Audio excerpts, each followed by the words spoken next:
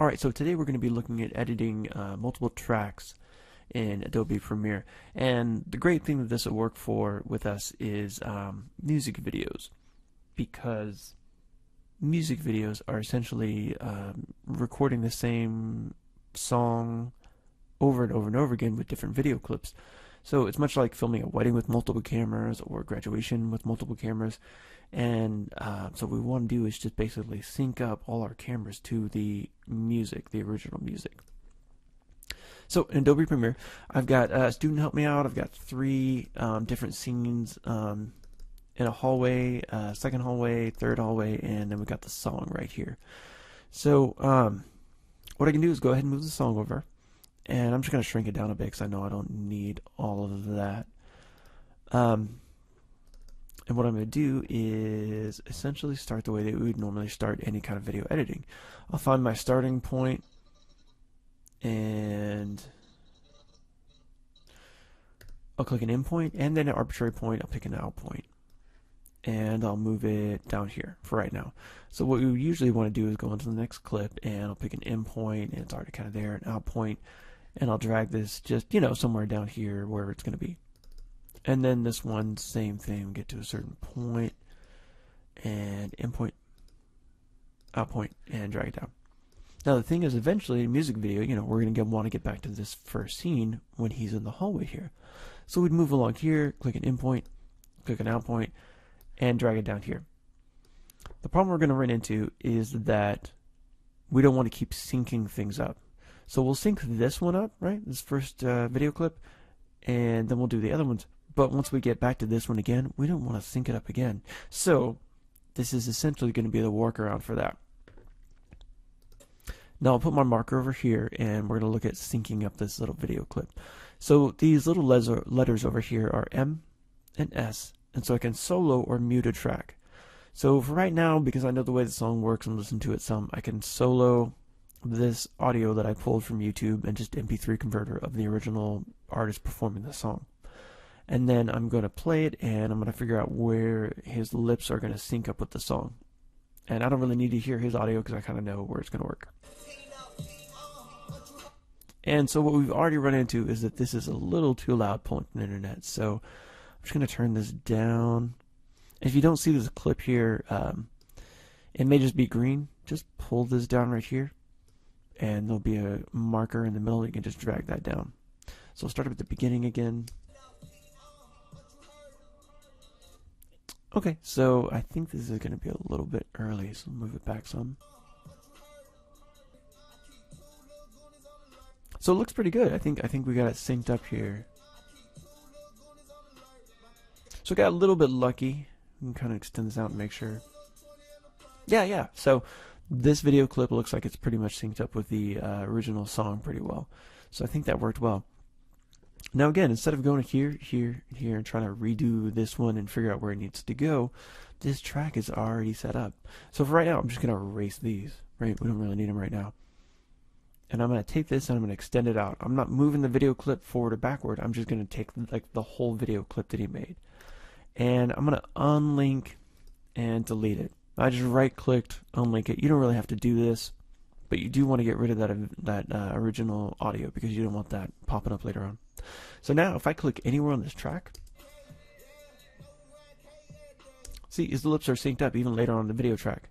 So this one is good to go. We've got this video one set. So the next thing we want to do is the same thing with this one. And we can find out essentially where he starts. Probably pretty good right there, yeah. So, and I just know I want to use the whole thing, so I'm going to pull this in here, and we're probably pretty close to this one. So I'll do this one as well. Oh, look at that magic. I just put it in there, and it's perfectly lined up, right? How amazing is that? Oh my god, I'm so good. Okay, so this one is lined up already. Oh, that was so fast. I'm amazing. So I'm just going to delete this again like the other one. And we should. See? That's like perfectly lined up. Oh my gosh. It's like I did this for a living or something. Alright, so I've got same thing over here.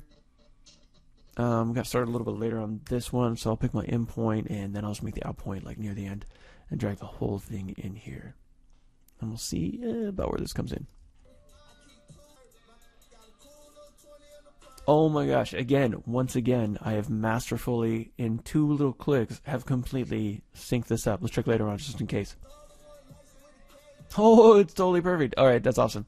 Alright, so I'll right click, unlink these, get rid of the audio clip that we originally have. And so now, these are all synced up, right? I'm not going to move them forward or backward. And you can see, like, if I go further down, it all matches up. Now, the only thing is we see from top to bottom in Adobe Premiere. So all we're seeing is this track right here. So the amazing thing that we need to do is go over here and use the razor blade tool. Razor blade tool cuts into things, so C is the magical letter, and I'm going to cut here, and I'm just going to arbitrarily cut here. Then I'm going to go back and click on the selection tool, and I'm going to go over here and I'm select this little part, and I'm going to delete it. And when I do that, when we play the video, it's going to delete that track, and we're going to see him in the second hallway. It's going to make a natural edit for us. So we'll play and take a look at it. See, and it goes right back to there. So what we can do is use the razor blade tool, and I don't even have to be like super masterful at this. I can just go in and cut,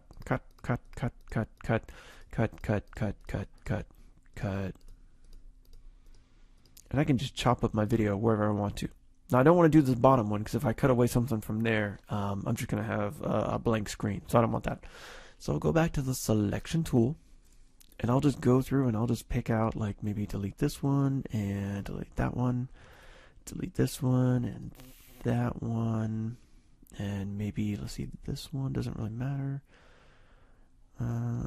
Delete this and, oh, let's see, I kind of screwed that up. Delete that one. Okay, so now when we play through it, we're going to have all these different cuts in here, and they're just kind of naturally made, and they're all still synced up. So we'll play a little bit.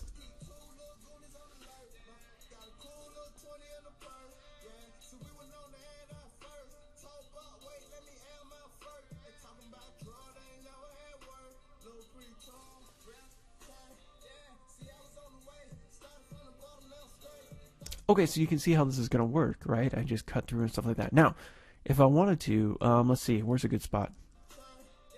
I like that little part where he says, yeah, but I really don't want to see it because he still just kind of stands in the hallway. I really don't want to see any more of that clip. I just want to get that, yeah, and that's it.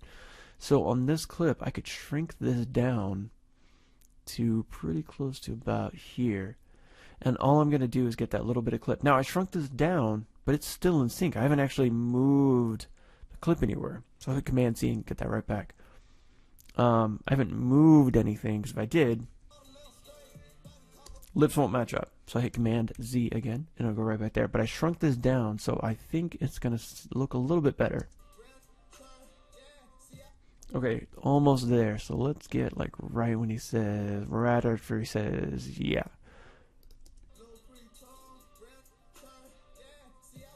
Awesome. So I just wanted to go a little, yeah, just for that one clip right there, and I wanted to cut to something else.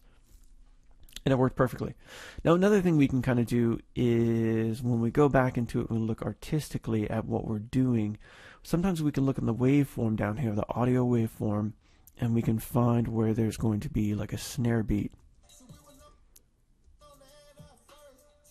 So it's right there. There's one right there. That little line right there, it's hard to see, but there's a little snare beat. So you see how my edit is a little after that? I might want to, let's see, where's it at? I might want to drag this in a little bit so it'll edit on that snare beat. Yeah, so you hear it? It's a little snare hit, and then it switches to another clip. So it's kind of nice, right? I kind of edit to the music video and to the sound of it. A little more art put into it instead of just arbitrarily clicking on different things. And there are different effects that can do like a strobe effect, so it'll turn this on and off and flip back and forth between the two video clips. But this is essentially how you do multiple track editing when you have an original audio track that you need to sync everything up to. So this is a great way to get through the difficult part of editing vocal performance in music videos.